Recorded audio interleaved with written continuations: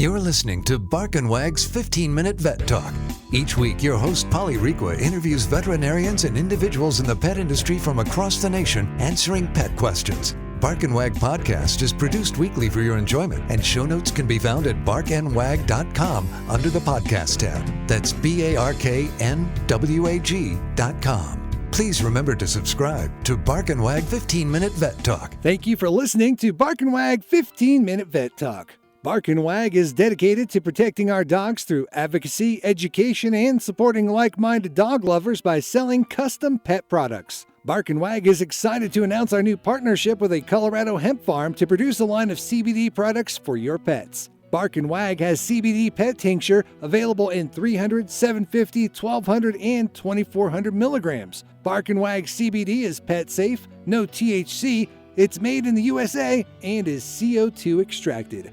Please check out Bark and Wag's website, barkandwag.com. That is BARK, to see our line of CBD and awesome merchandise. We love pooch ideas for podcasts and merchandise, so anytime send an email to Polly at barkandwag.com with your suggestions. Welcome to Bark and Wag 15-Minute Vet Talk. I'm your host, Polly Requa. Today we have Kersti Moss, professional dog trainer from Dog Training Camp USA in Raleigh, North Carolina. Welcome, Kersti. Hi, Polly. Thanks for having me. Yeah, thank you very much for being back on the podcast. So I had a listener send an email and wanted to know, how do you prepare your dog when you want to take your dog camping? Oh, that's a good question. There are a lot of things you can do to prepare for camping. I think the most important thing, though, is to make sure that that's the kind of activity that your dog enjoys. So you can start by going for shorter hikes first, just to get them acclimated to being out in nature, and seeing how they do. You know, if they're super stressed out by it or they don't know how to pay attention to you, that's a good starter for figuring out what you need to work on. And then when you do get to that point, when you go for a camping trip, start with a short one, like an overnight, instead of doing, if you're going to do like a week-long camping trip with your dog the first time, I'd recommend starting small and getting acclimated or getting to know the things that you need to prepare for it. Okay. And, one thing is to make sure you kind of have a dog emergency kit, especially if you're going to, Right. If you're going to hike in somewhere. Right. A first aid kit, of course. And then obviously water bowl, their bed. Mm-hmm. What do you do? Like, what type of training do you do if your dog does not like car rides?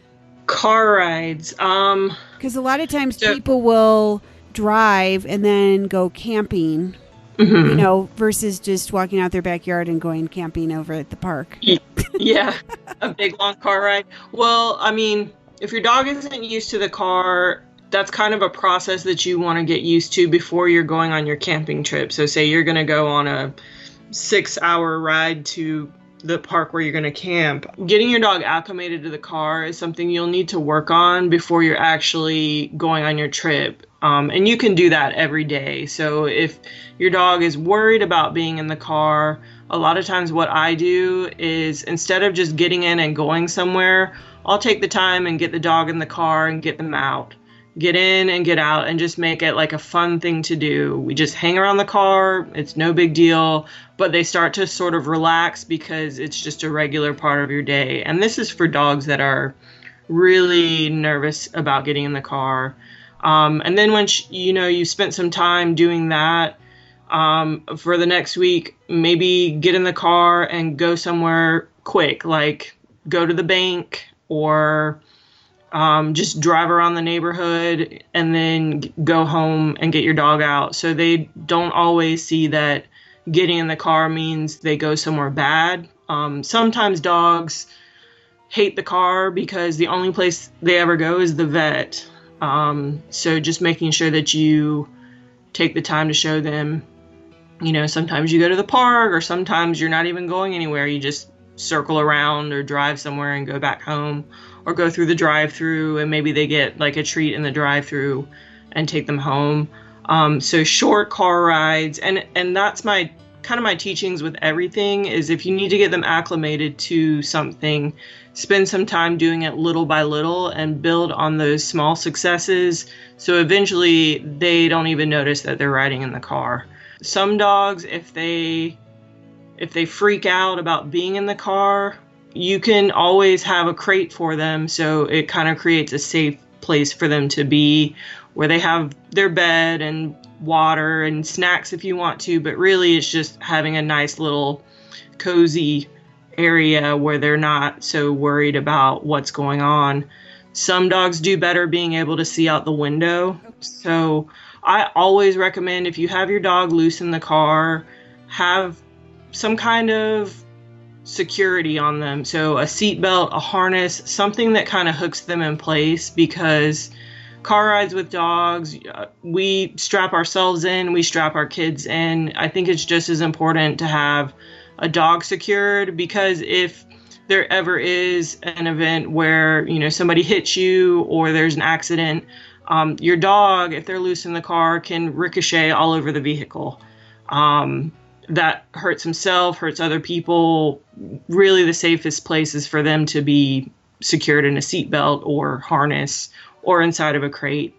And definitely not in the front seat. So, I mean, everybody lets their dog ride in the front seat now and then. Sure. But really you think about the airbags and things like that, that could easily do some damage on your dog. So I know I'm kind of getting off track, but car rides are just as important as any other interaction or activity with your dog, as far as safety goes. Yeah.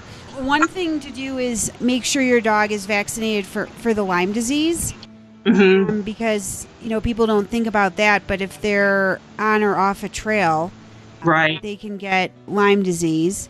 Yeah. And also, like, to make sure you've got all their, like, rabies information. Yep. I don't know if it varies across states, but rabies is, in North Carolina, that is a requirement wherever your dog goes. And it's probably like that everywhere.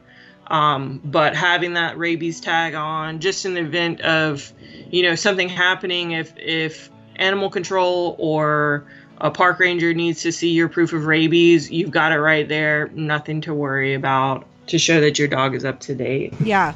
Some other things that just kind of a list that I have is a tick removal tool. Mm-hmm. And an extra leash.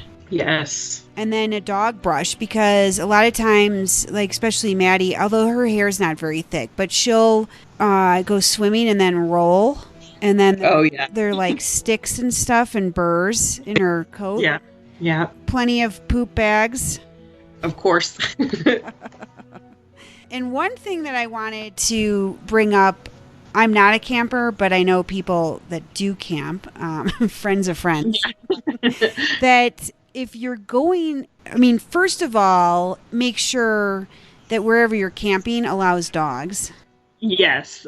That was one of the first things I wanted to say, you know, because you don't want to plan this whole big ordeal of a trip and then get there and find out, oh, well, my dog isn't even allowed here. Yeah. And if you can't control your dog's barking, leave it at home. Yeah. And by all means, you know, never leave your dog leashed or tied and left, you know, near a tent or a car while you're away.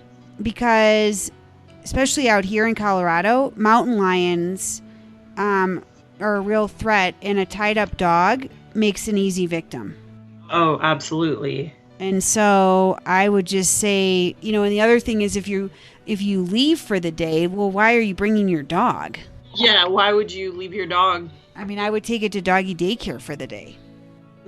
Or board it somewhere. Yeah. One thing I wanted to add too, because a lot of people that are out camping with their dogs usually have some pretty good off-leash dependability, whether they've worked on it or their dog doesn't naturally, or they use an e-collar. Even if your dog is okay off leash, it's still important not to let them roam around without you or really far from you, just because you never know what they could get into. And it's just out of respect for other people and campers and dogs. I think that's my biggest takeaway from all of this is just making sure that you know where your dog is at all times, even if they're okay off leash. Yeah, right. And then especially with a dog like Maddie who eats anything, don't leave any of your leftover hot dogs or, the last thing you want is, and be 3 miles in camping somewhere and have the dog's stomach start to twist. Yeah. Yeah. So, yeah, I think that's a big, all of those are kind of big factors when you are going camping. Another item to bring up is that to make sure you bury your dog waste 100 feet from water sources or trails. And I know from Maddie eating edibles on a dog walk, the vet asked me if we had been camping, and I, of course, said no. And she said, well, some dogs will eat humans' poop, which is so disgusting. And if they have edibles in them, the dog will get high. Oh. Isn't that disgusting? Yeah. So disgusting. Yeah. And I know here, like, especially with foxes and coyotes that are around our neighborhood, you're supposed to pick up your dog poop immediately because it will attract those type of animals to your yard. Yeah, it's just like an easy target. Yeah. And what about backpacks for your dog? Backpacks are good. You just want to make sure that they're at least a year old, if not more. And if you are using a backpack, acclimate them to carrying weight. So you don't want, the first time you go camping to be the first time your dog wears a backpack with gear or whatever in it. You want to start them off wearing their backpack on walks while it's empty, and then add even weight on both sides so that they get used to carrying it. Because sometimes if you put a pack on all at once, it's too much and they're not used to holding. So that's an important piece. Any dog I teach to wear a backpack, acclimate them to carrying more gradually over time. Okay. And then another good point is to make sure you have some type of reflective collar, just in case your dog escapes, because people will be driving in and out possibly into the campsite, and so they don't hit your dog. A reflective collar. And then, I don't know if we mentioned this, but having your contact information on your dog. So if they do bolt, if they hear a loud noise or something startles them and you lose them, whoever finds them will be able to easily contact you. And that is almost the number one thing. I see so many people with dogs that don't put tags on them. I know. They don't have any information. Yeah. Why do people do that? It's pretty easy. You can go anywhere. You can even go to Walmart and get one. Yeah. I think it's just, the idea that that'll never happen. That's not going to happen to me. I'm fine. My dog's always with me. I really think it's just kind of lack of knowledge of knowing that that's a very big possibility. Yeah. Okay. All right. Well, those are all great tips, and hopefully everyone is able to take their dogs camping with them and be fully prepared. Yeah. Well, thank you for being on the podcast, and we look forward to having you back. Same here. Thanks for having me. Thank you for listening to Bark and Wag's 15-Minute Vet Talk. If you like what you just heard, we hope you'll pass along our web address, www.barkandwag.com, to your friends and other pet owners. Have a pressing question for a veterinarian? Ask your question at barkandwag.com under the podcast tab. This has been a KFR production. Join us next time for another edition of Bark and Wag's 15-Minute Vet Talk.